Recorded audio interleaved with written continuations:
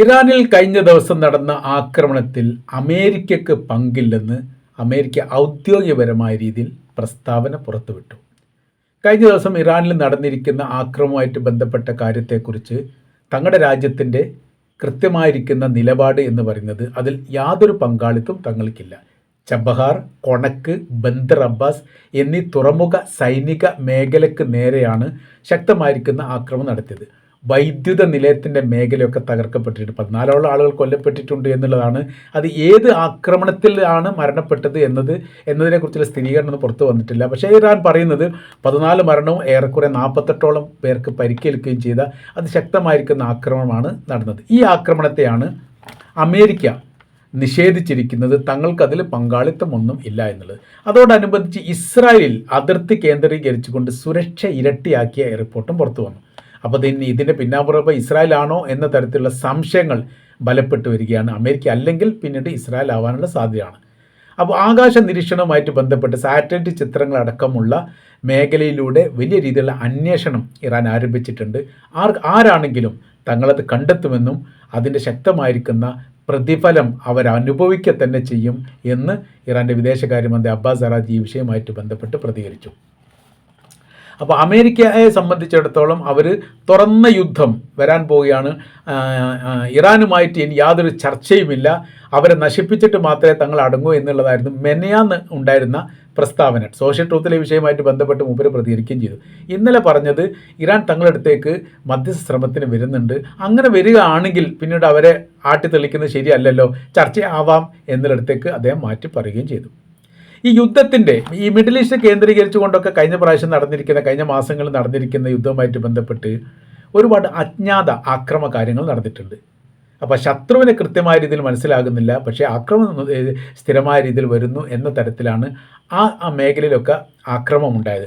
അതേക്കുറിച്ചൊക്കെ വലിയ അന്വേഷണമൊക്കെ നടത്തിയിട്ടുണ്ട്. അന്വേഷണം പിന്നീട് പുറത്തു വന്നിട്ട് അതിലൊന്നാണ് അരാംകോ എന്ന് പറഞ്ഞാൽ ലോകത്തിലെ ഏറ്റവും വലിയ റിഫൈനറികളിൽ ഒന്നാണ്. സൗദി അറേബ്യയിലാണ് പ്രവർത്തിക്കുന്നത്. അരാംകോക്ക് നേരെ 3 ആക്രമണം നടന്നു. നടന്നു പറഞ്ഞാൽ വലിയ രീതിയിലുള്ള യുദ്ധം നടക്കുന്നതിനോടനുബന്ധിച്ചാണ്.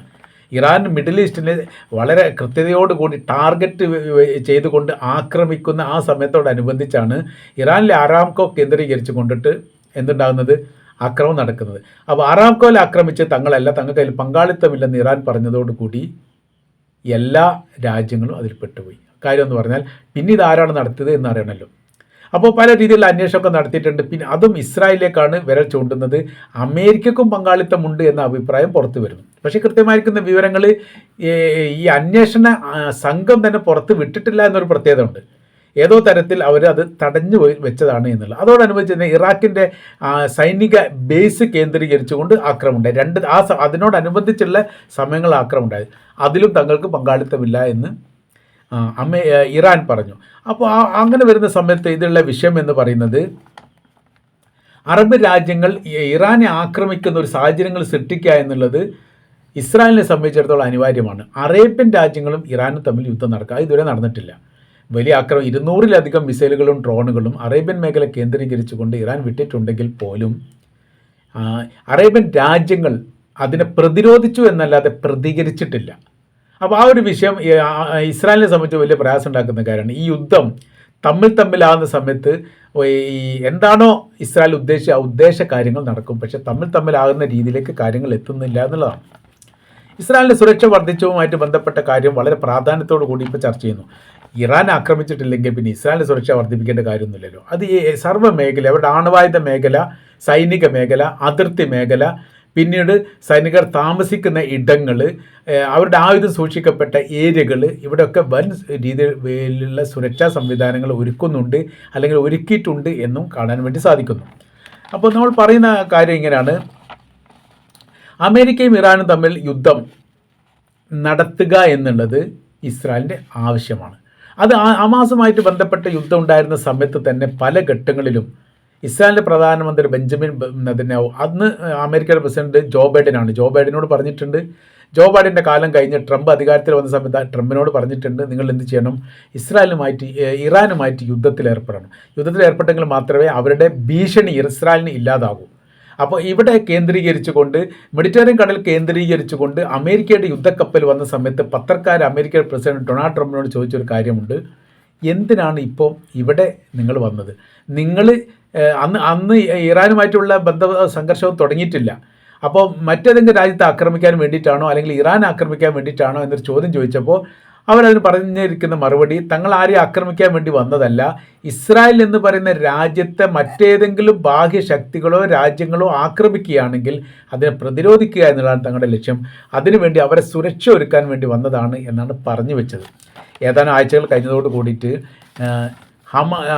ഗസയുടെ ഭാഗങ്ങളിൽ ഇസ്രായേലിൻ്റെ യൂണിഫോം ഇട്ട അമേരിക്കയുടെ സൈനികരെ ഹമാസ് പിടികൂടി എന്ന തരത്തിൽ റിപ്പോർട്ടും പുറത്തു വന്നു. അപ്പോൾ അവർ പരിശോധിക്കുന്ന സമയത്ത് അമേരിക്കൻ സൈനികരാണ്, വേഷമിടുന്നത് ഇസ്രായേലിൻ്റെതാണ്, യുദ്ധം ചെയ്യുന്നത് ഫലസ്തീനെതിരാണ്. അങ്ങനത്തെ കുറേ സാഹചര്യങ്ങൾ സൃഷ്ടിച്ചിട്ടുണ്ട് എന്ന് പറഞ്ഞാൽ ആ സമയത്തൊക്കെ ഇവർ ഒന്നായിട്ട് വലിയ കളികൾ കളിച്ചിട്ടുണ്ട്. ഇപ്പോൾ 2 യുദ്ധങ്ങൾ ഇപ്പോൾ നടക്കുന്നു. 2025 യുദ്ധം നടന്നു, 2026 യുദ്ധം നടന്നു. 2025 നടന്ന യുദ്ധവുമായിട്ട് ബന്ധപ്പെട്ട് 2026 നടന്ന യുദ്ധം തമ്മിൽ വലിയൊരു ബന്ധമുണ്ട്. ആ ബന്ധം വെച്ചാൽ ഇസ്രായേൽ കരാർ ലംഘിച്ചുകൊണ്ട് ആക്രമണം നടത്തിയെന്നുള്ളതാണ്. 5ാം റൗണ്ട് വെടിനിർത്തൽ കരാർ വ്യവസ്ഥയുമായിട്ട് ബന്ധപ്പെട്ട് ചർച്ച ഒമാനിൽ വെച്ച് നടത്താൻ വേണ്ടി തീരുമാനിച്ചു.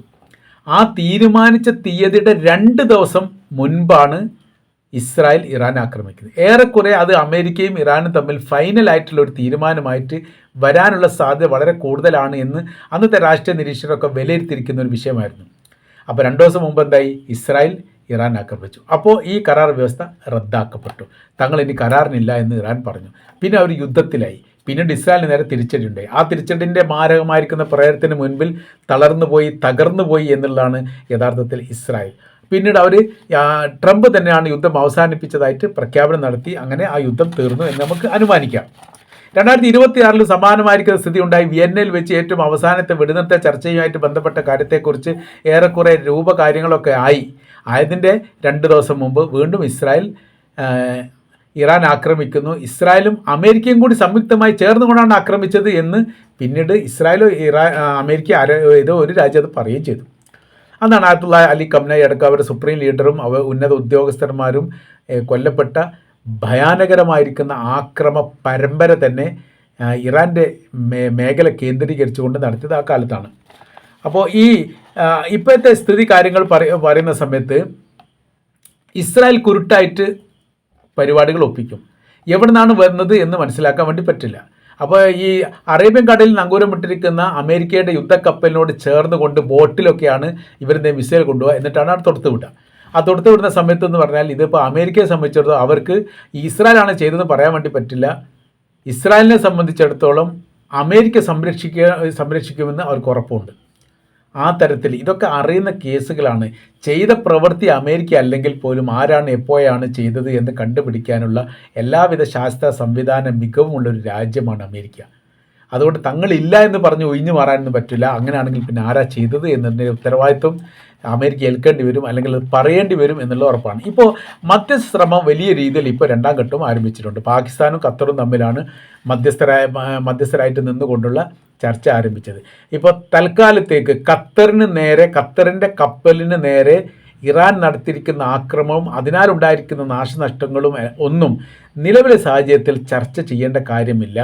അതല്ലാത്ത മറ്റുള്ള കാര്യം ചർച്ച ചെയ്യും. കാര്യം എന്ന് പറഞ്ഞാൽ അത് ചർച്ച ചെയ്യുന്ന സമയത്ത് ഒരിക്കലും അവസാനിക്കാത്ത രീതിയിൽ അങ്ങോട്ട് പോകും. അപ്പോൾ ഈ ചർച്ച സംബന്ധമായിരിക്കുന്ന കാര്യങ്ങളൊക്കെ നിന്ന് പോവും. അത് വലിയ രീതിയിലുള്ള പ്രതിസന്ധി. ആ പ്രതിസന്ധി ഒഴിവാക്കാൻ വേണ്ടിയിട്ട് എന്ത് ചെയ്യണം?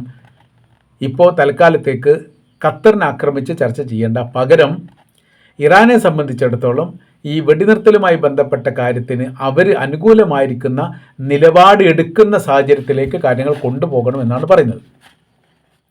അപ്പോൾ അമേരിക്കയുടെ അക്രമവുമായിട്ട് ബന്ധപ്പെട്ട് എത്ര പേർ മരണപ്പെട്ടിട്ടുണ്ട് എന്നുള്ളതും എത്ര പേർക്കാണ് പരിക്കേറ്റത് എന്നതുമായി ബന്ധപ്പെട്ട ഒരു വിവര റിപ്പോർട്ടോട് കൂടിയായിരിക്കും ഇനി അടുത്ത മധ്യസ്ഥ ശ്രമത്തിന് വേണ്ടിയിട്ട് അല്ലെങ്കിൽ മധ്യസ്ഥരുമായിട്ട് ചർച്ച ചെയ്യാൻ തങ്ങൾ പോവുക എന്ന് പറഞ്ഞിട്ടുണ്ട്. മുമ്പ് മിനാബ് ദുരന്തവുമായിട്ട് ബന്ധപ്പെട്ട് ആ കുട്ടികളുടെ ബാഗും അതോടൊപ്പം തന്നെ അവരുടെ ഈ കളിസാധനങ്ങളും അവരുടെ യൂണിഫോമും എല്ലാം എടുത്തുകൊണ്ടാണ് ഈ ചർച്ചാ സംബന്ധമായ കാര്യത്തിന് ഇറാൻ പോയത്. ഇറാൻ്റെ പ്ലേറ്റിൽ യാത്രക്ക് ഉപയോഗിച്ചിരിക്കുന്ന പ്ലേറ്റിൻ്റെ അകത്ത് മുൻഭാഗങ്ങളിലെല്ലാം ഈ മിനാബിലെ കുട്ടികളുടെ പാഠപുസ്തകങ്ങളും അവരുടെ കളിക്കോപ്പുകളും അതുമായി ബന്ധപ്പെട്ട ഡ്രസ്സ്, യൂണിഫോം അടക്കം ഉണ്ടായിരുന്നു. സമാന സ്ഥിതിയിലാണ് 2ാം ഘട്ടത്തിൽ ഉണ്ടാവുക എന്നുകൂടി ഇറാൻ എന്ത് ചെയ്തിട്ടുണ്ട്? ഇറാൻ ഒരു സൂചന നൽകിയിട്ടുണ്ട്. അങ്ങനെ എളുപ്പത്തിലൊന്നും അവസാനിക്കുന്ന ഒരു യുദ്ധമുഖത്തല്ല അമേരിക്ക ഉള്ളത് എന്നുള്ളതും, തങ്ങളുടെ നയനിലപാട് പൂർണ്ണമായ രീതിയിൽ അംഗീകരിക്കാതെ ഈ യുദ്ധത്തിനൊരു വിരാമം ഉണ്ടാവില്ല എന്നുകൂടി ഇറാൻ ഈ വിഷയവുമായിട്ട് പറഞ്ഞിട്ടുണ്ട് എന്നാണ് നമുക്കറിയാൻ വേണ്ടിയിട്ട് സാധിച്ചത്.